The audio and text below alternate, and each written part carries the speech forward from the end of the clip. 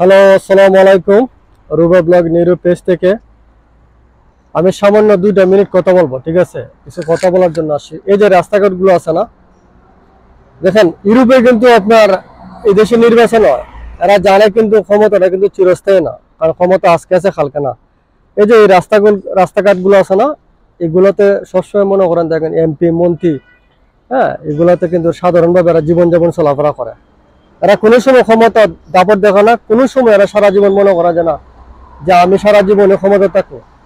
তো আমি যে জিনিসটা বলবো, ক্ষমতা কিন্তু চিরস্থায়ী না। আর রাজনীতি, আমাদের বাংলাদেশের মতো রাজনীতি, জঘন্য রাজনীতি আমার মনে হয় না যে ওয়ার্ল্ডের আর কোনো জায়গার মধ্যে আছে। কারণ রাজনীতি আজকে আছে কালকে নাই। আজকে আপনার যে সময় বলা, আপনার যখন দূর সময় আসবেন তখন কিন্তু আপনার বাসাতে আপনি থাকতে পারবেন না। হ্যাঁ, যে দল ক্ষমতা আছে ওই দলের মানুষের চেষ্টা করবে যে আপনারা কিভাবে নির্যাতন করার জন্য। এই দেশে কিন্তু সচরাচর সাধারণভাবে জীবনযাপন চলাফেরা করে মন্ত্রী মিনিস্টার, আপনি ট্রেনে দেখতে পারবেন, রাস্তাঘাটে চলাফেরা করলে দেখতে পারবেন। তো এই জন্যই বলি যে ক্ষমতা সবসময় থাকে না। আজকে বাংলাদেশের যে পরিস্থিতি, এটা একমাত্র আল্লাহ ছাড়া জানে না।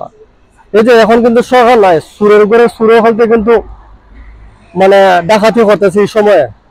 তো আসলে বেশি কিছু বলবো না, দোয়া করি যেন বাংলাদেশের পরিস্থিতি ভালো হয়, আর আমাদের মতো সাধারণ মানুষ যারা আছে এরা যেন ভালো থাকে। আর একটা জিনিস কি জানেন, মানে এটা সত্যি, মানে আল্লাহর গায়ে বেশি সইছে না। ক্ষমতা যারা বেশি দিন দেখাইছিল না, এরা কিন্তু আজকে দেখেন, এরা কিন্তু আজকে ঘরের বাইরে, ঠিক আছে? এরা নিজে জানে না এরা জীবন যেমন কিভাবে করতেছে। তো যাই হোক, ক্ষমতা এর লাগে চিরস্থায়ী না। সবসময় ক্ষমতা থাকলে যে আমি একজন মানুষের সাথে ক্ষমতা দেখাতে হবে এটাও না। আপনি যেভাবে আছেন এইভাবেই থাকবেন, ইনশাল্লাহ দেখবেন আল্লাহর তরফ থেকে আপনার ভালো কিছু হবে। আজকের মতন এখানে রেখে ইনশাল্লাহ আবারও দেখা হবে। আসসালামু আলাইকুম।